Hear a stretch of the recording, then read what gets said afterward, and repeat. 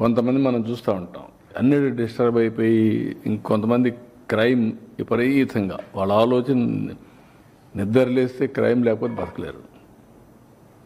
అలాంటి కూడా చాలామంది తయారయ్యారు. అదే చెప్పేది, ఇంకా వాళ్ళ క్రైమ్ అలవాటు అయిపోయింది. వాళ్ళు ఇంకా ఎవరు మార్చలేరు వాళ్ళని. తీవ్రవాదులు అంతే కదా, లేకపోతే నక్సలైట్లు అంతే కదా, లేకపోతే మీరు నేర్పాలి వాళ్ళకి. నీకు ఆ శక్తి ఉంటే నీకు అసహ్యం చేస్తాం ఆ జాబ్ని. కొంతమందికి పుట్టుకతో వచ్చేళ్ళు ఇవి నేర్చుకోరు. కొంతమంది కొన్ని చేస్తూ ఉంటారు, కొంతమంది చేయరు. వాళ్ళకి అదంటేనే వాళ్ళకు, అందుకే అది జరగకుండా చేయడానికి ఏం చేయాలో అవి చేస్తారు. ఇప్పుడు ఉదాహరణకు అందరూ యోగా చేస్తున్నారు అనుకోండి, రాష్ట్రం అంతా పాజిటివ్గా వచ్చారు. వీళ్ళు మాత్రం దాన్ని చెడగొట్టడానికి ఏం చేయాలో వైలెన్స్ క్రియేట్ చేయాలి, డైవర్ట్ చేయాలి public attention. That is their art or their intentions. అందుకే క్రిమినల్స్ ఎప్పుడు కూడా క్రిమినల్ బ్రెయిన్సే పనిచేస్తూనే ఉంటాయి వాళ్ళకు.